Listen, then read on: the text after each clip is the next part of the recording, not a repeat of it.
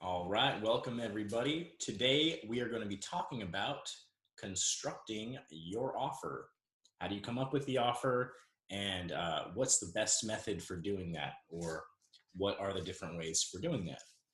So there are different methods for doing just that. Different methods for coming up with your offer, and no one way is right, and no one way is wrong.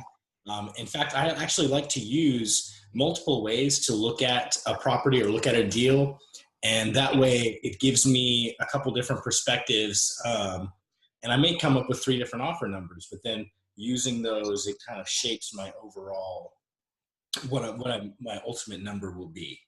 So we're going to cover two of those methods for making offers. So you have two different ways to look at that.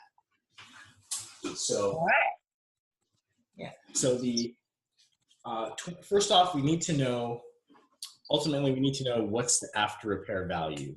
That's where it all starts. We start at the finish line. But I'm not going to go into that right now, how to calculate that. That's based on the comps. So we've looked at that on a previous call, and we'll revisit that again. But we are right now assuming we already know what our after repair value is. So we've ran comps. We know what our after repair value is for this house. We know what it can sell for. So that's where we start with. So our next thing after we know is the after repair value is, what's it going to take to get it to that after repair value. So that brings us to repairs. So there are two ways to estimate repairs, and multiple ways, more than that in fact, but two ways that I use often. And one is a very quick way to estimate repairs. The other way is more detailed and line by line. But between those two, you've got two methods, two tools, two ways to look at a property. And you can take a quick glance and just apply what's called the $20 per square foot rule, or you can go through line by line. In fact, and you should go through line by line after, if it checks out with the $20 per square foot rule, and really break it down. So you have a high level of, okay, so you can look at a property in the newspaper, or you can talk to someone over the phone and get a rough idea of the condition, and somewhat of an idea of what's going to take. You have the ability to draw a line somewhere in the sand. It's probably not going to be all that close, but it's something to start with. And so we'll touch on that first. So that's the $20 per square foot rule. This is the quick and dirty way to estimate what a cosmetic renovation is going to cost on a property. So it's basically all you got to do, take the amount of square feet and multiply it by $20. So it's a 1,000 square foot, say 2-bedroom, 2-bath, small house would cost to completely cosmetically renovate. We're talking paint, new carpet, flooring, possibly refinish the existing cabinetry, new countertops, basically all your surface, your cosmetic renovation, not including the major repairs, not including the roof, not including electrical, plumbing, anything outside of basically what it looks like. And keep in mind also, this can range and will range based on the level of finish. So a 2-bedroom little cottage is not going to be the same level of finish as a 2-bedroom condo, say in the city. You're looking at two different customers, two different finish levels. But so that's why the $20 per square foot rule is not super precise. But if you average it out between the two, you're looking around something along those lines. So an example of this is a renovation, an 1,800 square foot house, slightly larger than your typical family house. or a large, typical family house, 1,800 square feet. A quick way to look at that, times $20, $36,000 cosmetic renovation. So it's a way that you can easily just know a number off the top of your head without having to even take a look at what it actually looks like. So this can let you whenever you're looking at a property, you kind of start to see like, once that's basically like the first thought that automatically comes to my head now is, once I know the square footage, it's almost impossible for that thought to not pop up. Okay, so just like times $20. So, it's 1,300 square feet. Okay, $26,000 renovation. It's 1,500 square feet, $30,000. Whatever it is. So it just almost becomes automatic, and part of your decision-making process off the bat. When you start and since it's so easy, you just multiply by 2, and add the zeros. It's a great way to just start training yourself to look at properties, and because you're still going to calculate your actual repairs based off of the checklist, but just off the bat, you have a gauge, you have an idea of what's gonna run. So in doing that, that's the first thing. $20 per square foot rule. Multiply the square footage by $20. Now, what if there is a major repair that needs to be done? Well, if it's a cosmetic renovation plus it needs a roof, then you can basically use the $20 per square foot rule and know that a roof in this neighborhood, for that size house is maybe $8,000. Then you can add those two together. So say it's a 1,300 square foot house, you multiply the $20 per square foot rule, then you've got that a roof's going to cost you $8,000. You add that together, you've got a ballpark figure. Rather than going through and line by line, single step of how many feet there are, kitchen cupboards there are, all of that. So it can give you a quick insight as to what's going to cost to renovate. I need my colon, Dad. I need that colon, Dad. I need that colon. So you can use that in conjunction with that.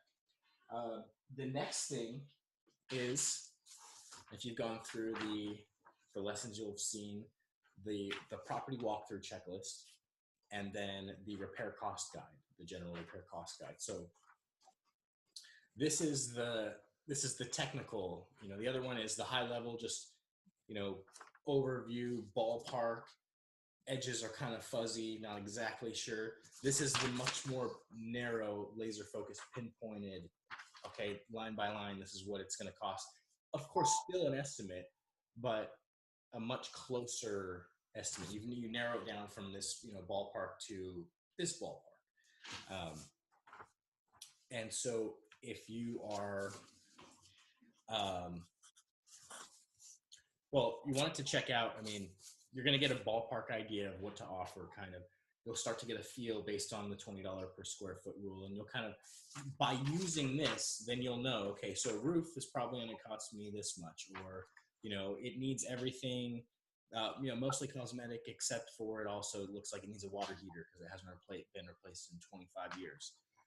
Then you'll know, to kind of add those things in there. So you want to use both to kind of shape your understanding and kind of solidify like your understanding of what things cost. And there's things you'll also find based on your market, based on what you negotiate with your contractors.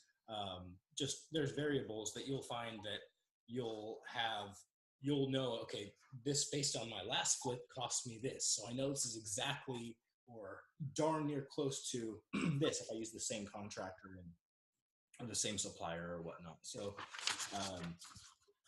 then it'll get to the point where you'll have the ability to, your mind starts connecting the two together as you're looking at a property. You're like, okay, so yeah, cosmetics, this, it needs a few other things on there. Okay, it's about $45,000, maybe $50,000 renovation. And then you still want to go through, because that's how you eliminate the risk, is by making sure your numbers are on point across the board in this business. It's just making sure the numbers are on point. So you still want to go through it, but then you'll see that your numbers are closer and closer, that you come up with to what they actually pencil out to be.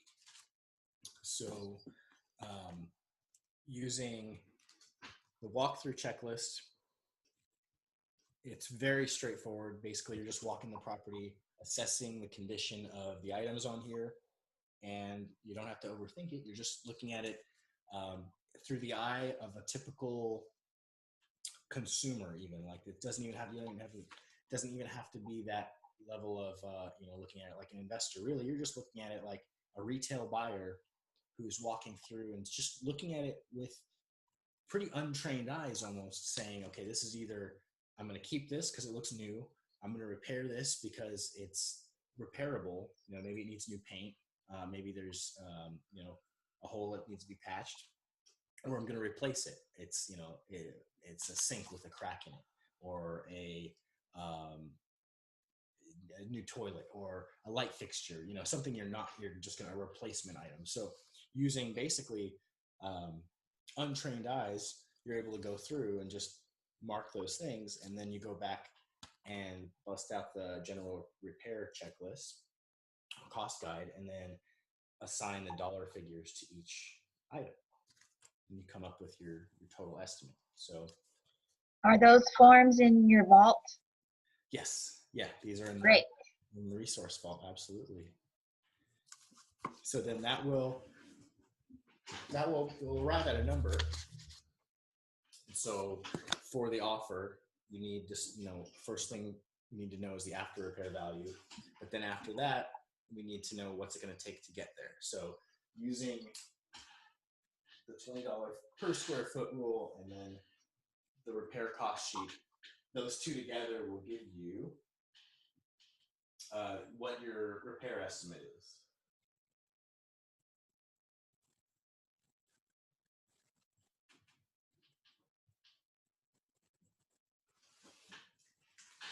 So then from there's two ways that you can calculate your offer. Well, there's multiple ways, but two ways that I want to touch on here. Kind of the same strategy with, okay, we'll look at a quick and dirty, like easy way to kind of estimate one, so we can just glance at a property and then have an idea, ballpark idea. And then we'll also look at the more detailed way and in the same manner. So that way you use the two, combine the two, and figure out, get the ballpark, and then you narrow it down. So first off, the high level, it's called the 70% rule, or sometimes referred to as the 65% rule, but more commonly 70%. And these rules are guidelines. They're not rules. They're just, they're not hard and fast. They're guidelines. So they're called rules, but don't take that too literally, or know that they're flexible and they're just meant to be guides. So the 70% rule works like this. You take pull up my calculator here. Take the value of a property, the after repair value. So we'll use easy numbers here. So the after repair value of a property, we'll say is 100,000. So the 70% rule, a quick way to come up with an offer is you multiply that by 70%. So multiply that by 0.7, which, it's not hard to figure out, 70,000. And then you subtract your repairs from that. So we still need to know our repairs. We still need to have an estimate, either, the $20 per square foot rule, or a line by line, but say we know it's just needs cosmetic renovation, and it's 1,200 square feet. So we'll say it's about $24,000. So we'll subtract that from the 70, and that would bring us to 46. So that is how you calculate using the 70% rule. Now it sounds like, oh wow, this is probably a really low offer. Well, remember, this is a guideline. Now, is it a really low offer? But yes, but that's the thing. It's, you, as an investor, you have to, this becomes normal. Like at first, like if you've never made offers, like as an investor, it's like you almost are like hesitant to make an offer because you're like, it feels that low. And it is like, it should give you that feeling like, I hope they're not offended by this offer. And there's no harm in that. It's just, I made an offer to my neighbor yesterday, and man, I felt like that. I called a buddy before. I was like, "How you offer so low, man?" They wanted 190. I was at like 125. yeah. Yeah. What'd they say? They're thinking about it? They said, "Okay, yeah." They're thinking about it.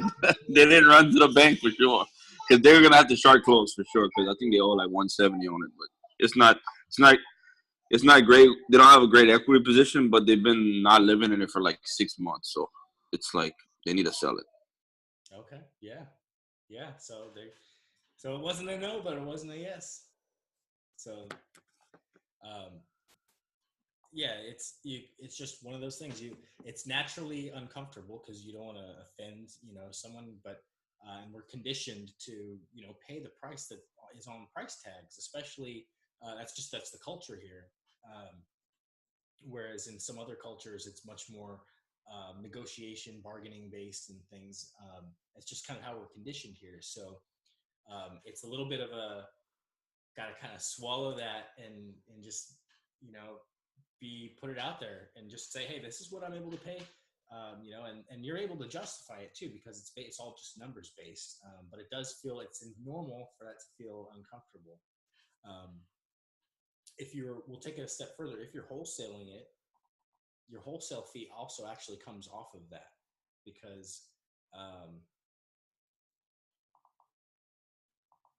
so what wholesalers will do oftentimes, and this is the most commonly taught method of what I've seen of wholesalers, the way they come up with their numbers. Sometimes they're not including the repair numbers because those may or may not be accurate, but most often they'll use the quick method of the 70% rule, and then they'll estimate their repairs, but then they'll also just take off their wholesale fee off the top or the bottom, either way. So it would go from 46 to maybe 43,000, so their offer to the seller would be 43,000 with their intention of selling it for 46 to someone who's going to flip it. So it's okay. It's totally okay to make your offer if it's way less than what they're asking. It's at the end of the day, it's not about what they're asking. It's about what you're able to pay. And if, it's just all numbers, your solution is based on these numbers, and they have one more option to consider, something else that they can say no to, if nothing else, something else that you've educated them on another option. So it feels uncomfortable to make low offers sometimes, but that's, you're just doing your job. If it works for them, it works for them. If it doesn't, that's fine too.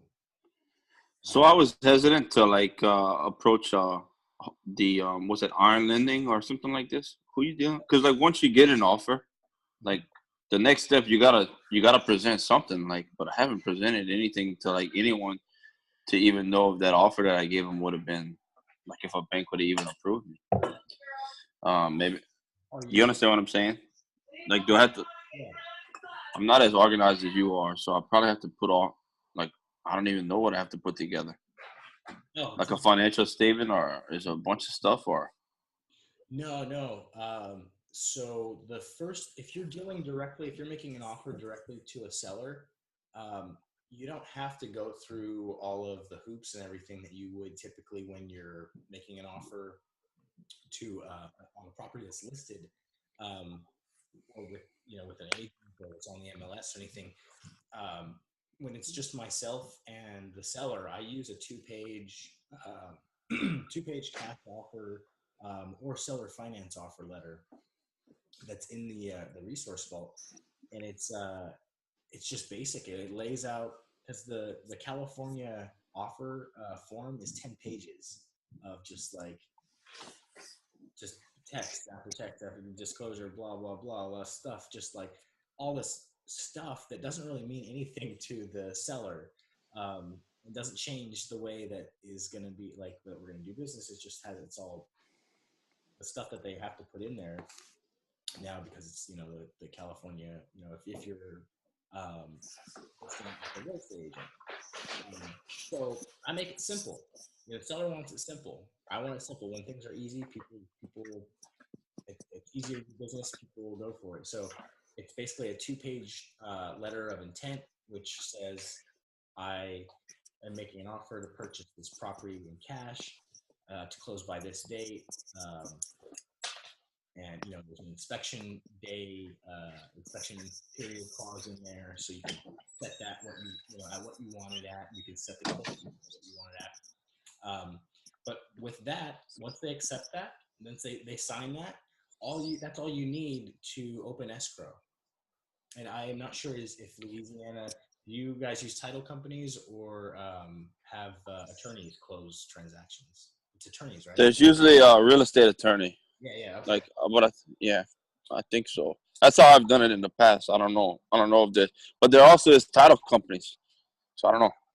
Okay. Yeah. So that's all you need with either of those. That's to open escrow. To actually open escrow is that letter of intent, which is your purchase agreement.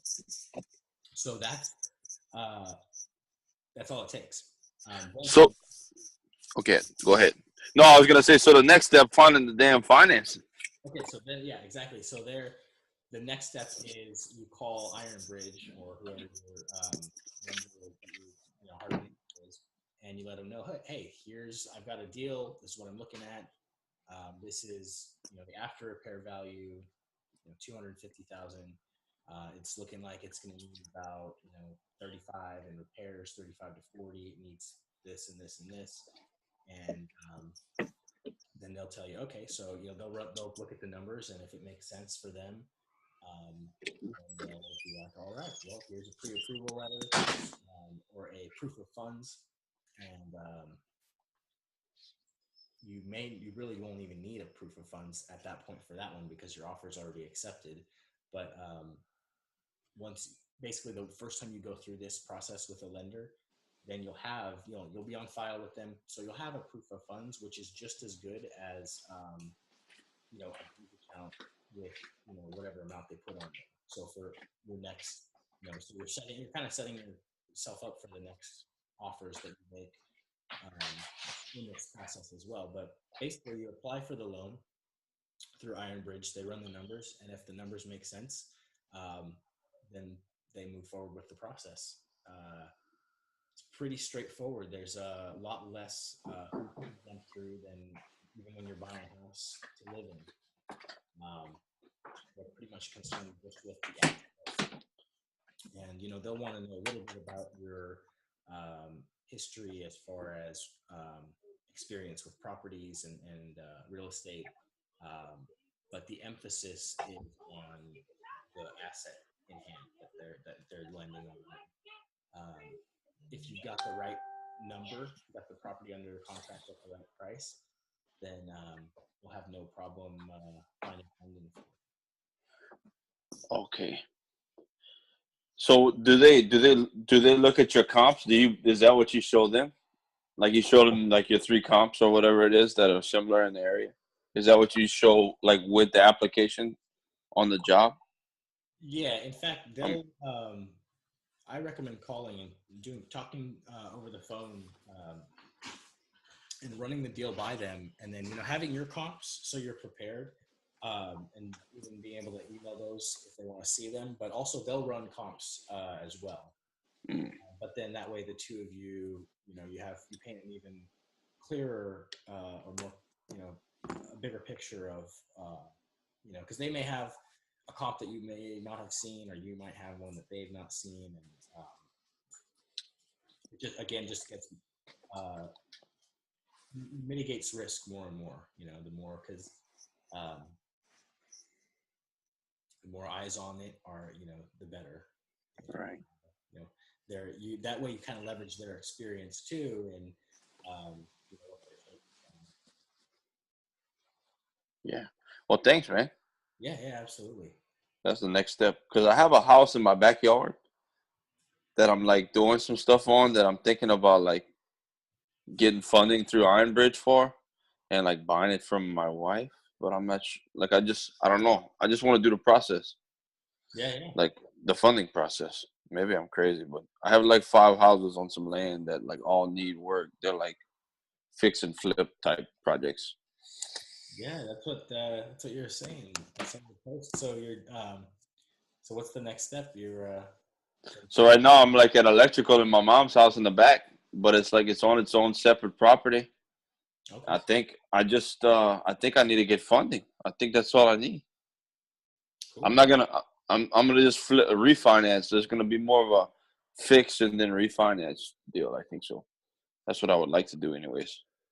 Okay. Yeah. If uh if Iron Bridge doesn't have a longer term solution like for what you want, let me know, and I've got some other contacts too. Okay.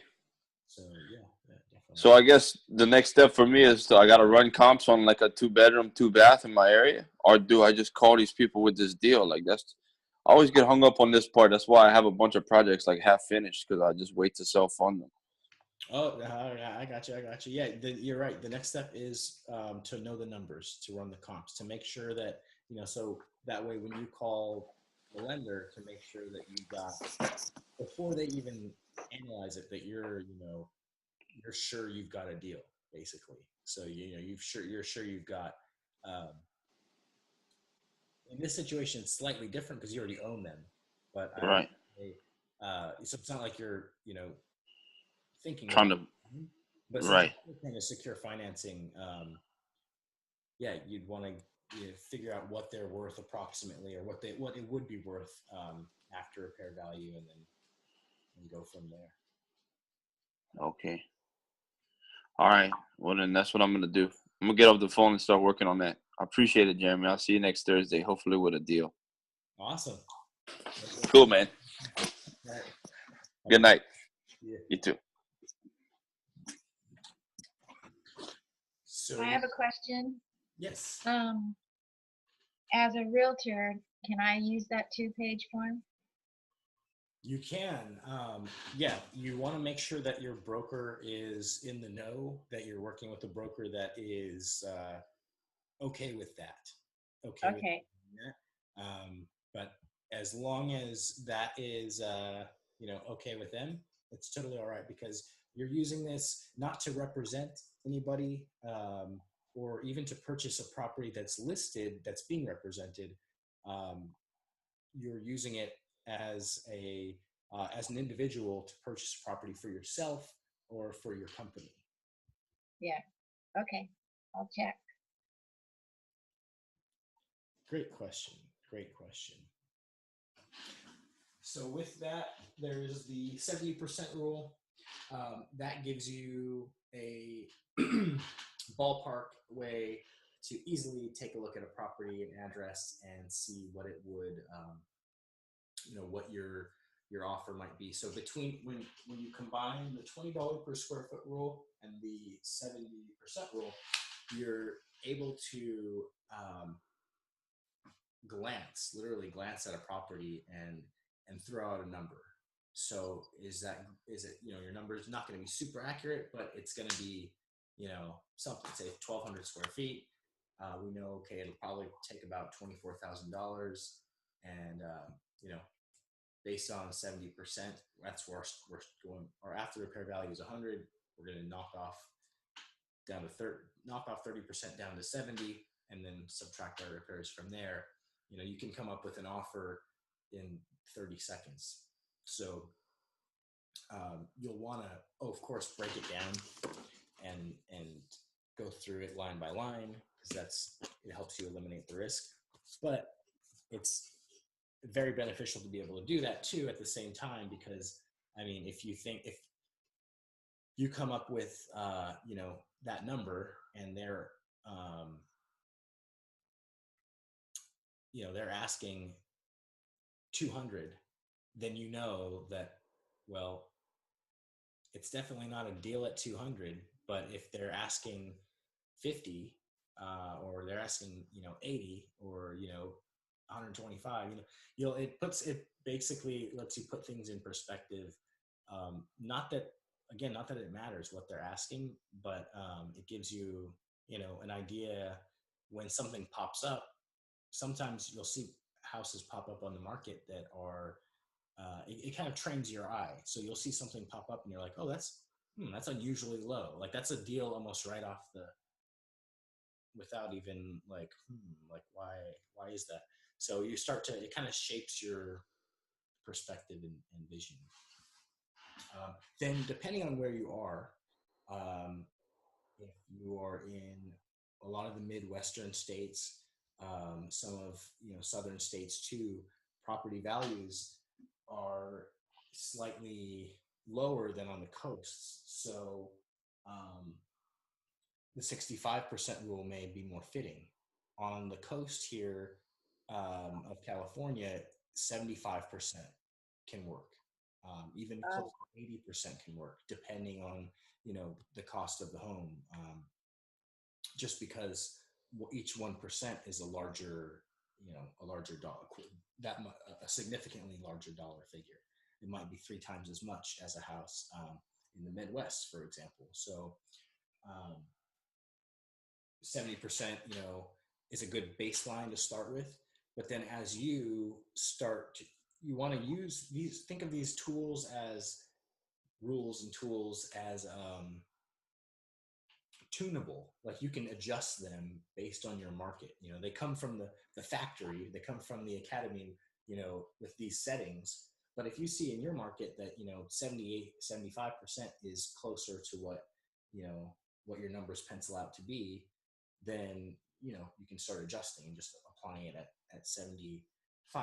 But you don't really start to see that until you crunch numbers from both this side and the big picture side, and then you can kind of fine tune. And then, did you say the Midwest is 65% usually? Yeah, in areas where, say, you're able to purchase a house, for example, for $50,000 to $75,000, $100,000 for a nice 3-bedroom, 2-bath, 1,200 square foot house, then just because you're working with a much lower number in general, your percent is going to be lower. So more likely 65%, like in an area where you're dealing with a house that's 50 to 100,000. If you're dealing with a house that's 200, 300, 400,000, then your each 1% is 3 or 4 times, 2 or 3 or 4 times as much. So it may be 70, 75. It's market specific, but it just depends. 70 is a good baseline to start with. And then if your houses or if you're in a more expensive general area, then you can generally push that higher a little bit. If you're in a place where homes are less expensive, then you probably want to turn to the lower the number a little more. Okay. Yeah. So another great question. The calculator is the built-in calculator in the Academy is the one that will really help you narrow down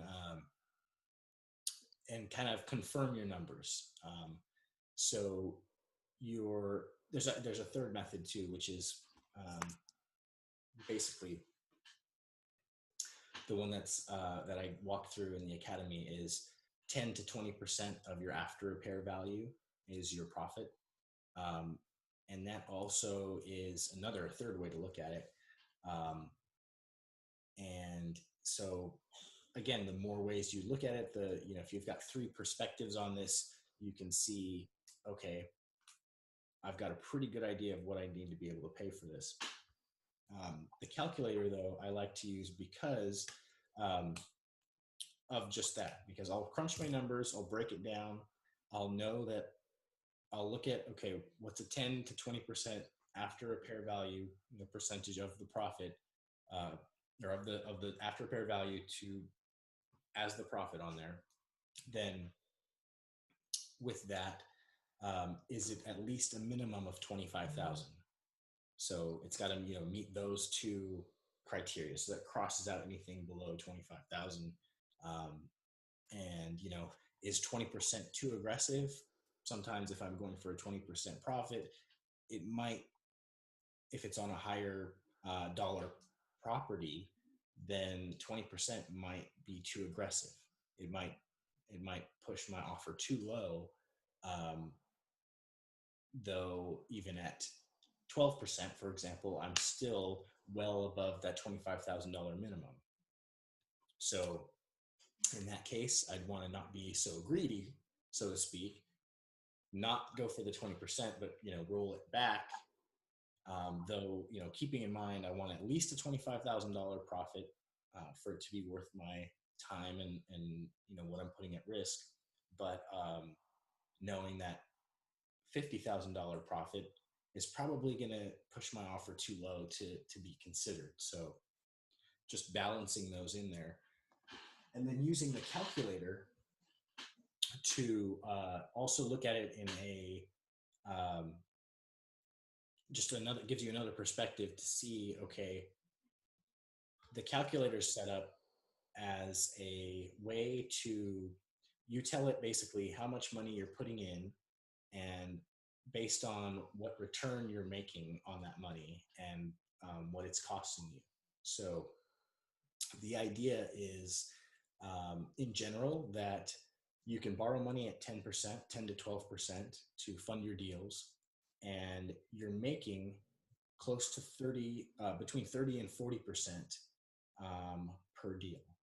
So that's leaving that spread, that percentage in between, as your profit, which is anywhere between 20 and 30% of the money you're borrowing. So basically, your house flipping business is a machine that for every dollar you put in, it's spitting out. For every dollar that you borrow money, for every dollar you borrow at 10 cents, you're able to put in your machine, and it spits out $1.40, $1.30, $1.40 right in there. So then you're paying back the dollar and the 10 cents, but you're in the middle there with 20 to 30 cents on the dollar.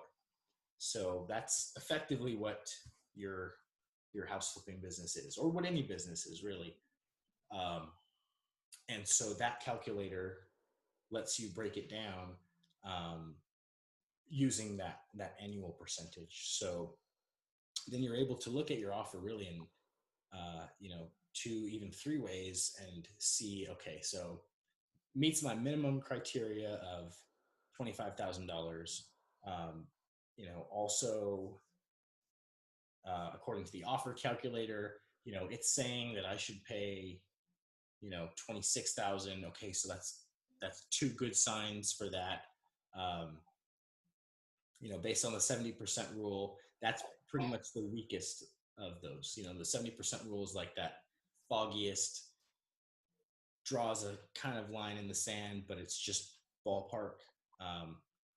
That's kind of like you're way outside of the target. Then it just gets narrower and then narrower using the other 2. So you have the quick and dirty method, and then you have your, okay, break it down line by line. And then the calculator is also a good way to understand your returns, and also to explain. That also helped me really just relay how it works with investors. Okay, so basically, we're borrowing money at this amount, we're using this capital to work, and then it's bringing back that exact amount, $1.10 plus another 30 cents for every dollar, and then that's helped just kind of helps shape the understanding of how the business operates, and what you're doing with investor capital and how you're putting it to work.